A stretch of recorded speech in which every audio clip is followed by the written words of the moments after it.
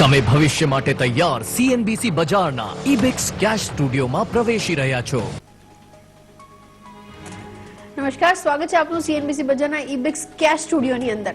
ખાસ રજૂઆત Q3 ના પરિણામો પહેલા અહીંયા આગળથી શું એક્સપેક્ટ કરવું જોઈએ, ખાસ કરીને આઈટી કંપનીઝ પાસેથી, કેમ કે શરૂઆત ત્યાંથી જ થતા જોઈશું આપણે. એની ઉપર અમારું આ ખાસ જે આપણે ડિસ્કશન કરી રહ્યા છે એ દરમિયાન મારી સાથે જોડાશે બાયન્ટ કેપિટલના વિરલ બેરાવાલા અને સાથે જ ટર્ટલ વેલ્થના રોહન મહેતા. આ વખતે જે આઈટી કંપનીઝના રિઝલ્ટ આપણે એક્સપેક્ટ કરી રહ્યા છે એની અંદર થોડું ફોરલોગ્સનો ઇમ્પેક્ટ હશે. Q3 જનરલી સિઝનાલિટીના લીધે ઇફેક્ટેડ હોય છે, બટ ડિમાન્ડ કન્ડિશનની અંદર જેટલા હું એનાલિસ્ટ સાથે વાત કરી રહ્યો છું, એક સારા પેરામીટર્સ ઉપર વર્કઆઉટ કરીએ છીએ એ પણ સાઇન્સ મળી રહ્યા છે. એની સામે ઘણા બધા ચેલેન્જીસ બી છે, જેમાં એટ્રિશન છે, સપ્લાય સાઇડના બાકીના ડિસ્ટ્રપ્શન્સ છે, અટ્રિશન રેટ્સની વાત કરી રહ્યા છે આપણે. આ બધી વસ્તુઓ વિશે વાતચીત કરીશું અને સાથે જ TCVs કેવી રીતના વર્કઆઉટ કરી રહી છે, એસેન્ચરના રિઝલ્ટ્સ પછી અહીંયા આગળથી ઇન્ડિયન આઈટી કંપનીઝ માટે કેવી રીતના ટર્ન અરાઉન્ડ આવવું જોઈએ, આ બધા પેરામીટર્સ ઉપર ચર્ચા કરીશું. સ્વાગત કરી લઈએ આપણા બંને નિષ્ણાતોનું. બાયન્ટ કેપિટલના વિરલ બેરાવાલા અને ટર્ટલ વેલ્થના રોહન મહેતા જોડાઈ ચૂક્યા છે આપણી સાથે. ગુડ આફ્ટરનૂન આપ બંનેને. સૌથી પહેલા વિરલ, આપનાથી શરૂઆત કરીએ. આઈટી કંપનીઝ પાસે ફર્સ્ટલી તમારી અપેક્ષાઓ શું બની રહી છે એના એક ઓવરવ્યુથી શરૂઆત કરીએ. Good afternoon. FY22 છે ને આ આઈટી કંપની માટે લગભગ છેલ્લા 10 વર્ષમાંનું સૌથી સારામાં સારું વર્ષ રહેશે. એટલે જે ટોપ 6 આઈટી કંપની છે એ લોકોનું લગભગ આ વર્ષે 16% ગ્રોથ રહેશે ને મિડ કેપ કંપનીઝમાં 24-25% ગ્રોથ રહેશે. અને જેમ તમે કીધું કે Q3 જનરલી ફરલોઝ હોય, થોડું શું વીક ક્વાર્ટર હોય, પણ આ વખતે Q3 વીક નહીં રહી. ઇનફેક્ટ જે એક્સપેક્ટેશન છે લગભગ 3 થી 6.5% ગ્રોથની એક્સપેક્ટેશન છે આ Q3ના જે રિઝલ્ટ છે એનામાં. એના 2-3 રીઝન છે. એક તો છે કે ડિમાન્ડ એટલી સારી હતી Q1 ને Q2માં કે ફૂલફિલ જ નહોતી થઈ ને એના લીધે થોડું શું બેકલોગ છે એ Q3માં ફ્લો થ્રુ થયો છે. તો ભલે ઓર્ડર્સ એટલા નહીં હોય, પણ જે જૂની ડિમાન્ડ ફૂલફિલ કરવાની છે એનો બેકલોગના લીધે થોડીસી ડિમાન્ડમાં પુશ આવ્યું છે. નેક્સ્ટ કે પોસ્ટ કોવિડ એકચ્યુઅલી ઓવરઓલ કંપનીઝે થોડું આઈટી સ્ટ્રેટેજી ચેન્જ કરી છે, જે એટલે કસ્ટમર્સ છે આપણા આઈટી કંપનીઓના એ લોકોએ ઘણું બધું જે લોંગ ટર્મ પ્રોજેક્ટ્સ હતા થોડા ફાસ્ટન કર્યા છે ને એઝ વેલ એઝ એ લોકોનું જે બેકએન્ડ છે એ પણ ચેન્જ કર્યું છે. તો તમે ઘણું બધું SaaS platform as a service એ બધું સાંભળશો ને એ બધામાં જ્યારે ઇન્વેસ્ટમેન્ટ થાય તો એના જે સર્વિસ કમ્પોનન્ટ હોય એમાં એનાથી 3 ગણો ખર્ચો થાય. તો FY21નું જે છેલ્લા 9 મહિના સારા હતા, 22 જેમ મેં કીધું બેસ્ટ વર્ષ હતું, તો ડિમાન્ડ ફ્લો બીજા 2 વર્ષ ચાલુ રહી શકે. ઓકે, બિલકુલ. આ થઈ ઓવરઓલ વ્યૂ ઇફેક્ટ. અને આગળ શરૂઆત કરીએ લાર્જ કેપ આઈટી કંપનીઝની સાથે, કેમ કે જે પ્રમાણેના રિઝલ્ટ્સ એક્સપેક્ટેડ છે આ વખતે એક સારું પરફોર્મન્સ TCS તરફથી તો ડિલિવર થશે જ, બટ ઇન્ફોસિસ અને વિપ્રોના રિઝલ્ટ્સ પણ લાઇન્ડ અપ છે. કેવી રીતના ટર્નઆઉટ થઈ શકે છે એના વિશે વાતચીત કરી લઈએ. વિરલ, આપણાથી શરૂઆત કરીએ. તમારી અપેક્ષાઓ લાર્જ કેપ કંપનીઝની અંદર કેવી રીતના બિલ્ટ ઓન થઈ રહી છે? અને આપણે હિસ્ટોરિકલી એ વિટનેસ કર્યું છે કે મિડ કેપ આઈટી કંપનીઝની અંદર રિઝલ્ટ સારા હોય છે. તો શરૂઆત મારે લાર્જ કેપથી કરવી છે, ત્યારબાદ આપણે એક ડિસ્કશન મિડ કેપ્સની ઉપર બી કરીશું. કેવી રીતે એક્સપેક્ટ કરવું ત્યાં ગ્રોથ, કેમ કે એટ્રિશનને લઈને ઘણી બધી કંપનીઝ થોડુંક જે ચેલેન્જિંગ ટાઈમ્સ ફેસ ઓન કરી રહી છે એની અંદર કાઇન્ડ ઓફ કમબેક કરવા માટે કોઈ સ્ટ્રેટેજીસ અપનાવે તો માર્જિન્સની ઉપર ઇફેક્ટ કેવી રીતના ધ્યાન રાખવો જોઈએ, આ પેરામીટર્સ ઉપર તમારું એનાલિસિસ શું કહે છે આ ક્વાર્ટર દરમિયાન? તો આ મિડ કેપ વર્સિસ જે લાર્જ કેપ છે, તો generally over long period of time mid cap ને લાર્જ કેપનું જે ગ્રોથ હોય એમાં વધારે ડિફરન્સ ન થતો. આ FY22 એકદમ એક્સેપ્શનલ વર્ષ છે, જ્યાં મિડ કેપના જે ગ્રોથ છે એ ઓલમોસ્ટ 25% છે વર્સિસ 16%. જે ટોપ 6 કંપનીઝ છે, ટોપ 5 જે ઇન્ડિયામાં લિસ્ટેડ છે ને કોગ્નિઝન્ટ, તો આ ટોપ છે એ લોકો ટોપ 6 કરતા ઘણી વધારે છે. એનું એક રીઝન એ છે કે જે કોન્ટ્રાક્ટ સાઇઝીસ છે એ હવે નાના થતા જાય છે. પહેલા જે TCVs હતા, ટોટલ કોન્ટ્રાક્ટ વેલ્યુ હતું, તમે ઘણી બધી $1 billion deal, $1.5 billion, $2 billion deal સાંભળતા હતા. હવે TCVs જે છે એ ઘણા નાના થવા માંડે છે. ઇનફેક્ટ કાલે જ એક ISG કરીને એક એનાલિસિસ કંપની છે, આઈટી કંપનીનું જે એનાલિસિસ કરે, તો એ લોકોએ પણ આ જ કીધું કે આ ટ્રેન્ડ જે લાર્જ ડીલ્સ છે એ નાની થતી જાય છે ને એના લીધે મિડ કેપ કંપનીઝને એનો થોડો એડવાન્ટેજ મળે છે. તો એ થોડો વખત સસ્ટેન થશે, બટ ઇવેન્ચ્યુઅલી લાર્જ કેપ્સ પણ આ સ્પેસમાં આવી જશે. હવે આ જે રિઝલ્ટ છે, તો રિઝલ્ટમાં 2 છે. એક તો ગ્રોથ આવશે, બીજું જે માર્જિન સાઇડ એટ્રિશનની વાત કરતા હતા, તો માર્જિનને બીકોઝ ઓફ કોવિડ લગભગ 2.5 થી 4% બમ્પ અપ મળ્યો છે. ટ્રાવેલ કોસ્ટ ખતમ થઈ ગયા, ટ્રાવેલ કોસ્ટ 2.5 થી 3% હતા, જે લેસ દેન 1% થઈ ગયા. બીજું જે કારણ કે ઓફિસીસમાં ફૂલ એટેન્ડન્સ નથી, તો જે SG&A કોસ્ટ છે એ બી 1-1.5% ત્યાં જે સેવિંગ્સ છે, તો એ ઇવેન્ચ્યુઅલી પાછા આવશે. બીજું જે આપણે એટ્રિશનની વાત કરી કે એટ્રિશન છેલ્લા 7-8 વર્ષમાં હાઈએસ્ટ લેવલ પર પહોંચી ગયું છે, એ એવરી ગ્રોથ ફેઝના ટાઈમ પર આવે. But at the same point of time હવે ઇન્ક્રીઝિંગલી એવું સાંભળવામાં આવ્યું છે કે પ્રાઇઝિંગ મળી રહ્યું છે. લગભગ 4 to 7% પ્રાઇસ ગ્રોથ મળી રહ્યું છે અમુક ડીલ્સમાં. બહુ ડીલ સ્પેસિફિક છે, ઇનિશિયલ ટ્રેન્ડ છે, બટ આ સસ્ટેન થઈ શકે. બીજું એક કોન્સેપ્ટ હોય છે આઈટીમાં જે બહુ લોંગ ટર્મ ડીલ્સ હોય, એને કોલા કહેવાય, કોસ્ટ ઓફ લિવિંગ એડજસ્ટમેન્ટ. તો એ કોલા હર ડિસેમ્બર જાન્યુઆરીમાં એડજસ્ટ થાય, તો એ કોલા એડજસ્ટમેન્ટ પણ મળવું જોઈએ આ વખતે, તો એનાથી પણ થોડું પ્રાઇસનું બમ્પ અપ મળશે. લાસ્ટલી ગ્રોથ સોલ્વ પ્રોબ્લેમ્સ આઈટીમાં. તો ગ્રોથ આવે તો એક ઓપરેટિંગ લીવરેજ આવે, જે ફિક્સ્ડ કોસ્ટ છે એટલા જ રહે ને ટુ એન એક્સટેન્ટ થોડું ઓપરેટિંગ લીવરેજ આવે. તો ઇવેન્ચ્યુઅલી માર્જિન્સ માટે થોડો ઇશ્યુ આવશે મે બી FY23માં, પણ નિયર ટર્મ આ બધું જે ફેક્ટર્સ છે, જે કોલા છે, પ્રાઇસ ઇન્ક્રીઝ છે ને હજી પણ ઓફિસીસ ફૂલ કેપેસિટી પર કામ નથી કરતા, તો અત્યારે માર્જિન જે રેન્જમાં રહેશે, એટલે TCS જે 25-26% એક્સપેક્ટેશન છે કે ઇન્ફોસિસ 23% ઓર એક્સપેક્ટેશન છે, અત્યારે તો એ માર્જિન એ જ રેન્જમાં રહેશે.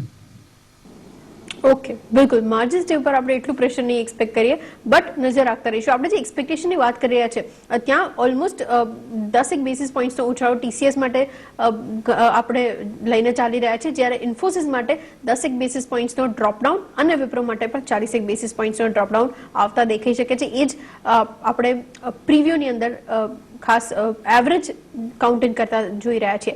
એ સિવાય બીજું એક પેરામીટર જેની ઉપર ડિસ્કશન કરી રહ્યા છે TCVs. આઈ અગ્રી, જે ડીલ સાઇઝ છે એની અંદર ક્વોન્ટમ થોડુંક ઓછું થઈ રહ્યું છે, બટ એની સામે TCVની વેલ્યુઝ જે આવતી દેખાઈ રહી છે એ લાઈફ હાઈઝની ઉપર છે.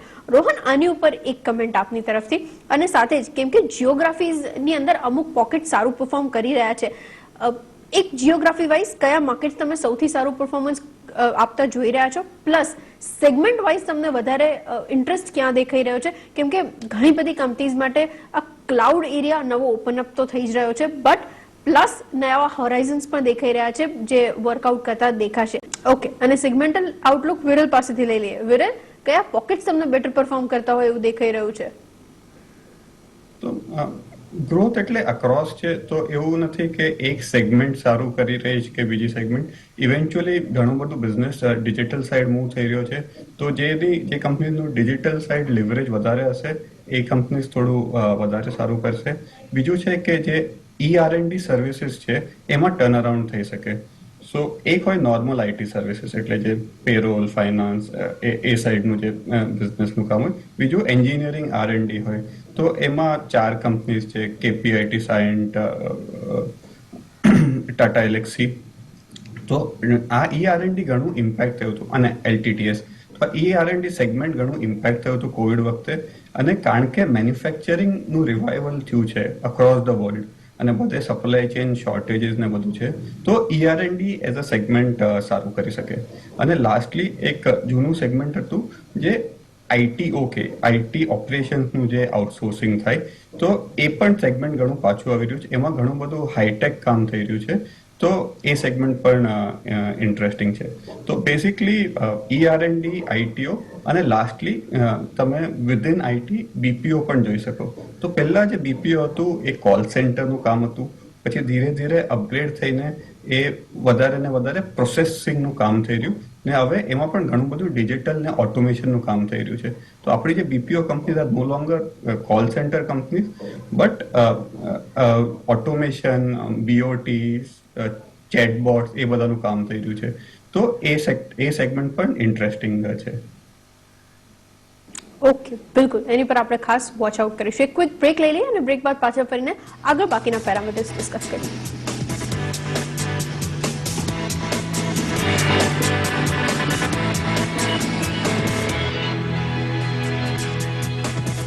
Welcome back. આઈટીની ઉપર રિઝલ્ટ્સ લઈને જે આપણે ડિસ્કશન કરી રહ્યા છીએ, કેવી રીતના રિઝલ્ટ્સ આવતા દેખાઈ શકે છે, ઘણા બધા પેરામીટર્સ આપણે ડિસ્કસ કર્યા. બીજું એક ફેક્ટર એ બી છે કે કોન્સ્ટન્ટ આપણે જે રેવન્યુ ગાઈડન્સ છે એની અંદર રિવિઝન્સ જોઈ રહ્યા છે.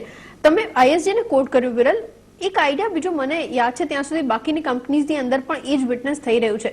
ટીસીવીઝ લાઈફ હાઈ લેવલ્સ પર છે, ડિમાન્ડ કન્ડિશન આટલી સારી છે. પાઇપલાઇનને લઈને તમે શું એક્સપેક્ટ કરી રહ્યા છો આ ક્વાર્ટર દરમિયાન? કેમ કે સ્ટ્રોંગ રહેશે આ ક્વાર્ટર બી સિઝનલ ઇફેક્ટ છતાં, એવું તમે કીધું જ. ત્યાં શું એક્સપેક્ટ કરવું મારે? સો બે વસ્તુ છે. એક તો જે ટીસીવીઝ છે, ટીસીવીઝની જે સાઇઝ છે એ ઘટી જશે. તો એના લીધે જે આ કંપનીઝ છે લાર્જ ડીલ્સ રિપોર્ટ કરે તો એનો જે નંબર છે જો આપણને ઓછો પણ દેખાય તો આપણે એને એક્સ્ટ્રાપોલેટ ના કરી શકીએ કે આ કંપની છે, સપોઝ એક કંપની $6 બિલિયન ક્વાર્ટરની ટીસીવી રિપોર્ટ કરતી હતી, સડનલી જો 5 થઈ જાય તો એનો મતલબ એ નથી કે ડિમાન્ડ ઘટી ગઈ.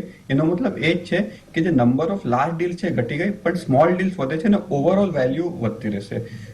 પાઇપલાઇનનું જે ક્વેશ્ચન છે તો પાઇપલાઇન ઇન્ક્રીઝિંગ જ થતી રહેશે.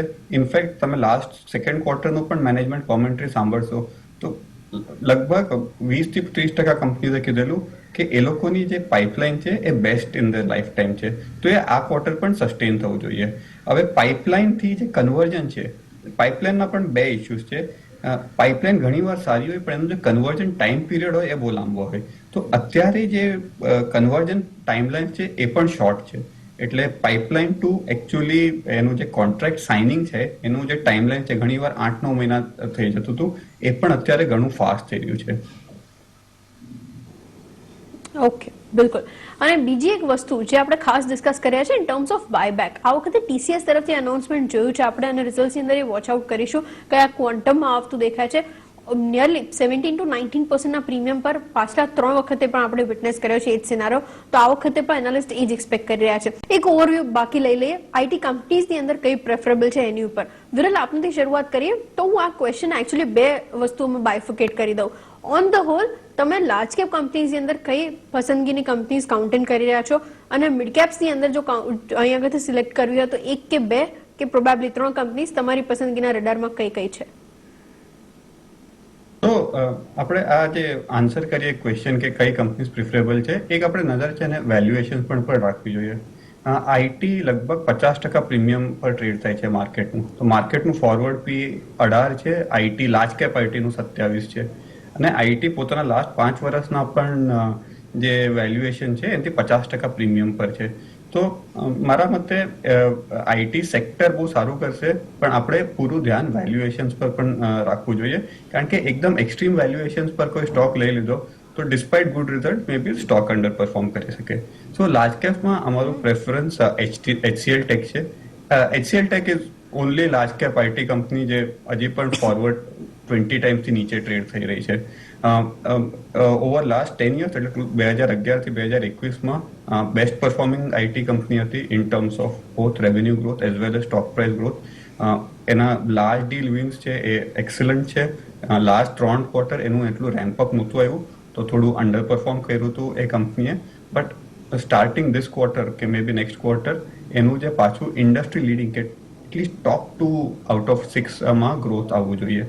લાસ્ટલી HCLમાં બીજું શું છે કે એનો પોર્ટફોલિયો ઘણો બેલેન્સ છે. એ લોકો પાસે પ્રોડક્ટ્સ બિઝનેસ છે જે લોકો IPMથી બાયઆઉટ કર્યો હતો.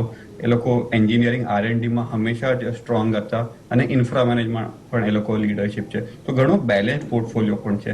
તો ઇવન ઇફ જે માર્કેટ કશે જે સેક્ટર કે સેગમેન્ટ્સમાં કશે આગળ પાછળ જાય તો HCL ટેક અધર દેન TCS ઓફકોર્સ એનો સૌથી બેલેન્સ્ડ પોર્ટફોલિયો છે.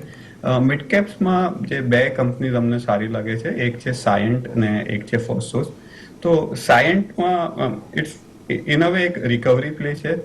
એરોસ્પેસ ને ટ્રાન્સપોર્ટ 33% ધંધો હતો પ્રી કોવિડ ને ઘટીને 20-21% થઈ ગયો. તો એઝ ટ્રાવેલ કમ્સ બેક આખું જે ટ્રાન્સપોર્ટ ને બેઝિકલી એરોસ્પેસ નું બિઝનેસ પાછું આવવું જોઈએ. સેકન્ડલી એ લોકોના ઘણા મેનેજમેન્ટમાં પણ એ લોકોએ જૂનો મેનેજમેન્ટને પ્રમોટ કર્યા છે, પ્રમોટરે બેકસીટ લીધી છે ને આખી એક લાર્જ ડીલ ટીમ બનાવી છે. તો આ કંપની એકચ્યુઅલી એટલે લગભગ અર્નિંગ્સ એસ્ટિમેટ અમારા છે 45, 55, 65 FY 22, 23, 24 માટે રફલી. અને જે માર્જિન્સ છે એ પણ કોવિડ વખતે 10% થઈ ગયા હતા, એ પાછા 14-15% થઈ જવા જોઈએ. આ વર્ષે 13.5% થઈ જશે. ને હજી એક સ્મોલ કેપ સાઈડ એક ફર્સ્ટસોર્સ કરીને સ્ટોક છે, એ ઘણો ઇન્ટરેસ્ટિંગ છે. એ લોકોએ ઘણા બધા એક્વિઝિશન કર્યા છે, લગભગ 3 એક્વિઝિશન કર્યા છે. બધા ગ્રોથ એક્રિટિવ છે તો એડ્સ ટુ ગ્રોથ. આ વર્ષનું પણ એ લોકોનું ગ્રોથ 15% રહેશે, but on a back of very good FY21. FY21માં ફર્સ્ટ સોર્સનું ગ્રોથ કે 30% પ્લસ હતો, one of the fastest growing company હતી સેગમેન્ટમાં. એમાં પણ 2-3 સેગમેન્ટ છે જે રિકવરી મોડમાં છે. તો હેલ્થ કેર કરીને એક સેગમેન્ટ છે, વીક હતું કારણ કે બધી ઇલેક્ટિવ સર્જરીઝ પોસ્ટપોન થઈ હતી, તો એ પાછું આવી રહ્યું છે. મોર્ટગેજ બિઝનેસ યુએસમાં real estate sales all time high છે, તો મોર્ટગેજ બિઝનેસ ઘણો સારો કરી રહ્યો છે. અને કલેક્શન બિઝનેસ વીક છે કારણ કે ગવર્મેન્ટ આટલા બધા પૈસા આપતું હતું તો ડિલિન્ક્વન્સીઝ ઓછા હતા, બટ ઇવેન્ચ્યુઅલી એ સાયકલ છે, એ પાછા ડિલિન્ક્વન્સીઝ વધશે અને મોર્ટગેજ કલેક્શન બિઝનેસ પાછા આવશે. તો આ સ્ટોક પણ ઇન્ટરેસ્ટિંગ છે, અરાઉન્ડ 18 ટાઈમ્સ નેક્સ્ટ યર પર છે. તો અમારા જે 3 રિકમેન્ડેશન છે કે અમારા પોર્ટફોલિયોમાં 3 સ્ટોક્સ છે. Okay, perfect. એની પર ધ્યાન રાખતા રહીશું. HCL ટેક, સાયન્ટ અને ફર્સ્ટ સોર્સ ત્રણેયની ઉપર નજર રાખો, રિઝલ્ટ્સના પેરામીટર્સ અને વેલ્યુએશન્સની સાથે જ આ કન્વર્સેશનનું અહીંયા જ રેપ અપ કરી રહી છું. આભાર વિરલ આપનો બી અને રોહન આપનો પણ જોડાવા માટે અને આ કમ્પ્લીટ ડિટેલ ડિસ્કશન આપણા દર્શકો સાથે શેર કરવા માટે. અને ત્યારે જ આ શોમાં અત્યારે આટલું જ. મને બી આપશો રજા. વધુ સમાચારો માટે આપ જોતા રહો CNBC બજાર. નમસ્કાર.